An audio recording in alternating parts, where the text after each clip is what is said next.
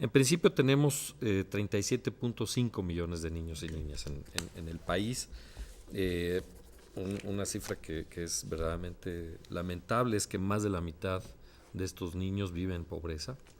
5.1 millones de niños y niñas en pobreza extrema, lo cual de por sí pues es no solo inaceptable, sino francamente escandaloso.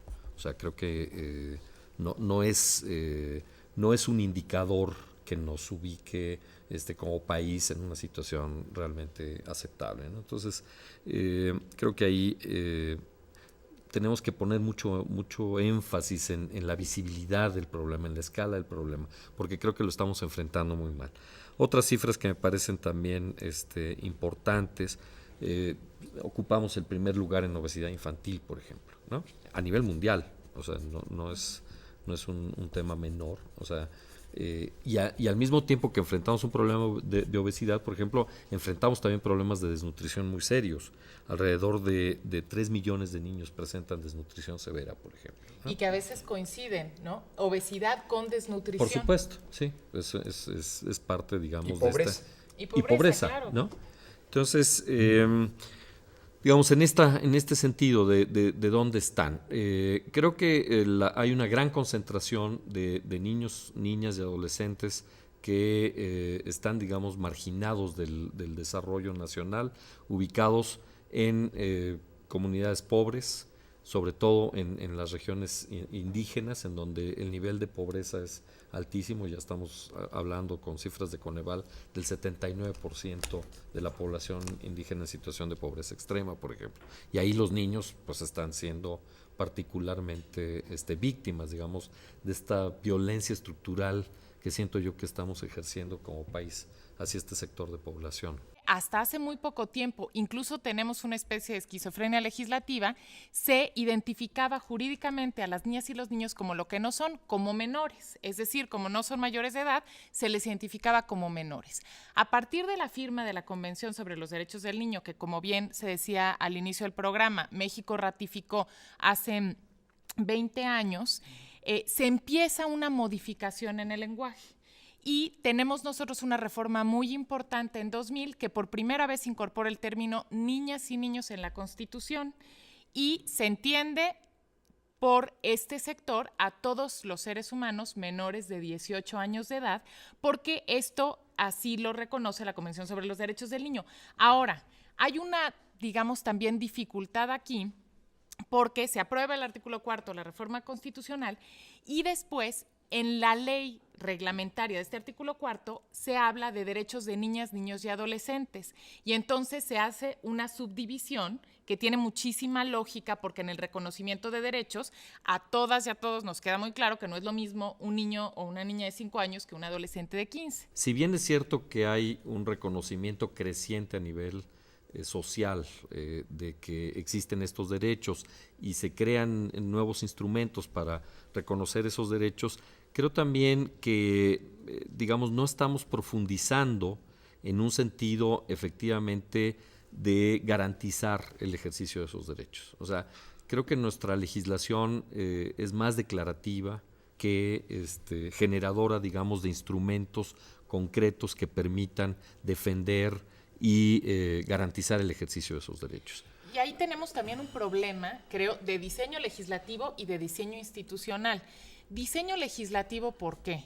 Porque, se reforma el artículo 4 en 2000, que, permítanme decirlo, es un artículo ridículo porque se dice los niños y las niñas tienen derecho a la salud, alimentación, educación, vivienda y sano esparcimiento para su desarrollo integral. Cuando la convención, eso es lo que dice nuestro artículo 4, y se supone que se adecúa a la convención, que la convención tiene 54 artículos y habla del derecho a la participación, de la libertad de información, del derecho, bueno, desde luego a la alimentación, a la salud, a la educación, desarrolla cada uno de estos derechos. Entonces, bueno, la modificación o la adecuación nos quedó un poco corta. Después sobre todo ahí yo pienso que también en el sentido de lo que ciertos derechos implican a nivel de la división, digamos, de competencias entre la federación y los estados. El problema fue, se reforma el artículo 4, la convención se ratifica, pero esta concepción que yo mencionaba del niño como dentro del ámbito privado en la familia, tiene mucho que ver en la falta de justiciabilidad de los derechos, porque la materia familiar es una materia que corresponde a las entidades de la federación. A cada estado. A cada estado, exactamente. Entonces se entendía, digamos, bueno, a partir de la reforma del artículo 4 tenemos la Ley Federal de Protección de Derechos de Niñas, Niños y Adolescentes, que como decía Alfonso es meramente declarativa porque no establece competencias claras. Una buena noticia es que tenemos ahora una reforma al artículo 73 constitucional que ha pasado inadvertida, pero que es muy importante porque después de tantos años faculta al Congreso de la Unión para legislar en materia de derechos de la infancia. Entonces, bueno, la herramienta la tenemos ahí. Esta reforma no ha sido publicada, se reformó junto con el artículo 4 constitucional, pero entonces ya vamos a tener, digamos, a nivel legislativo. Ahora, a nivel de diseño institucional, igual tenemos pues la misma manifestación de esta concepción del niño como parte de lo privado, porque el Sistema Nacional DIF y los DIFs estatales, que son, como su nombre lo indica, para el desarrollo integral, el Sistema para el Desarrollo Integral de la Familia, es el órgano encargado de la asistencia social. Entonces tenemos que en México el órgano encargado de promover y proteger los derechos de los niños es el órgano encargado de la asistencia social. Ese es el enfoque. Que no es un órgano especializado. Es una paradoja, o sea, si estás hablando de derechos, no estás hablando de asistencia. Claro. Exactamente. O sea, creo que es un tema mucho más complejo, ¿no? La característica fundamental de la protección de derechos de los niños, y por eso dependen de la asistencia social, porque se entiende justamente que los niños que no están en el ámbito familiar, ¿no? Son sujetos de la asistencia social. Y evidentemente ahí hay un riesgo, y no es que se quiera ir en contra de la familia, desde luego.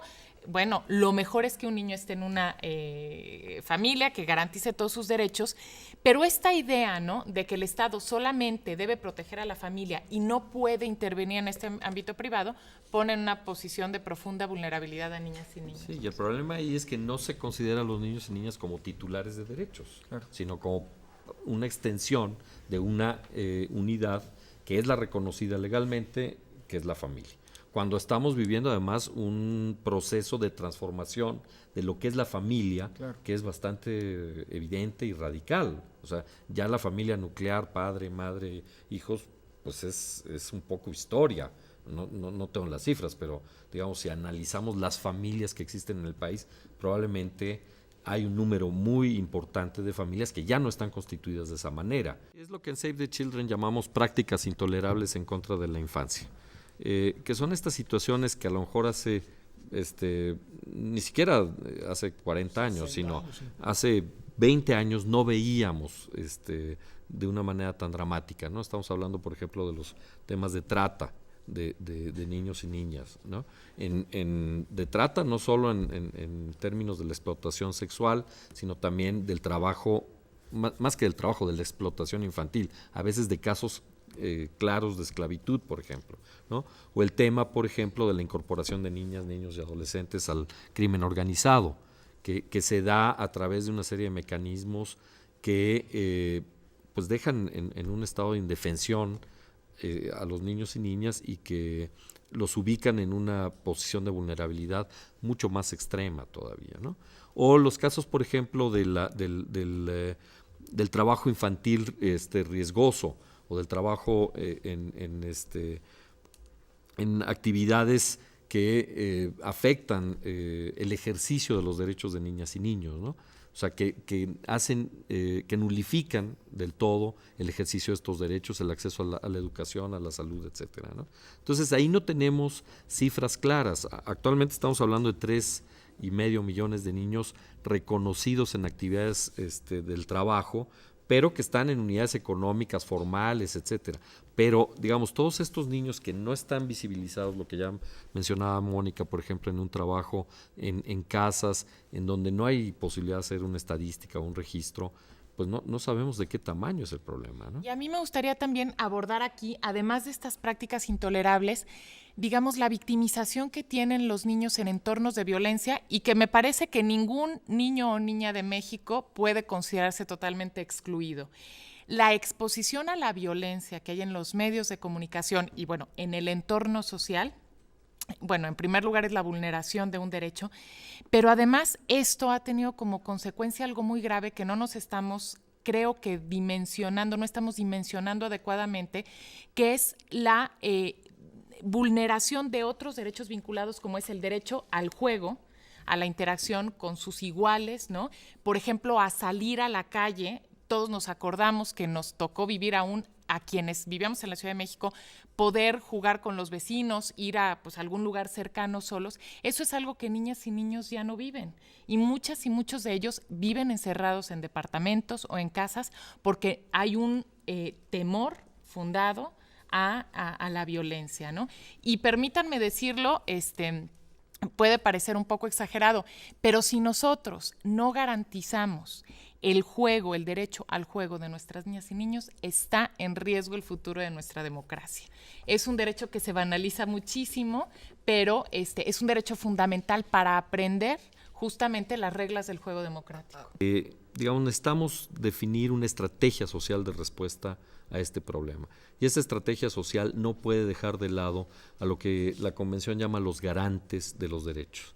En última instancia, el Estado es el garante de los derechos de los niños y niñas, pero desde la familia hasta el Estado hay toda una serie de instancias intermedias en las que se tienen que desarrollar sistemas de protección. La escuela, la comunidad, las instituciones mismas de carácter privado, organizaciones de sociedad civil que intervienen en la atención de necesidades o que promueven los derechos. Entonces, digamos, no podrá darse una solución coherente, significativa, adecuada, digamos, a la escala del problema sin la participación de todas estas instancias. Y ahí estamos enfrentando problemas como país muy serios. Por ejemplo, digamos, esta destrucción del tejido social que limita, digamos, las capacidades de las comunidades, por ejemplo, para ofrecer mecanismos de protección a las niñas y niños de su comunidad, ¿no? O, por ejemplo, lo que está sucediendo en las escuelas, en donde el deterioro de la oferta, por ejemplo, de una educación pertinente, relevante para la situación de niños y niños, también está dejando en una situación de desprotección a millones de niños y niñas. Estado mexicano tienes que hacer un diagnóstico. Una de las cosas, por ejemplo, básicas, ABC, diagnóstico de niños institucionalizados. ¿No existe? No, Okay. No existe un diagnóstico en distintas vertientes. Por ejemplo, y esto creo que es muy evidente porque ha habido ciertos casos que han causado alarma social. No hay un diagnóstico de niños institucionalizados. No tenemos idea. ¿Qué quiere decir Que institucionalizado? están en lugar de estar con sus familias, viven en instituciones. Entonces, en albergues, ¿no? casas hogar, etcétera, orfanatorios, como se les conocía antes. Entonces, tenemos una gran cantidad de niños y no sabemos ni por qué están ahí, ni cuántos son, ni en qué condiciones. Esa es una cuestión que debería preocupar gravemente al Estado mexicano. Se vio en el caso Casitas del Sur y en otros que han ocurrido. Nadie sabía, muchos de los niños habían sido enviados ahí por la Procuraduría, pero nadie sabe, no hay un seguimiento. Entonces, por ejemplo, eso es un asunto que el Estado mexicano tiene que inmediatamente resolver.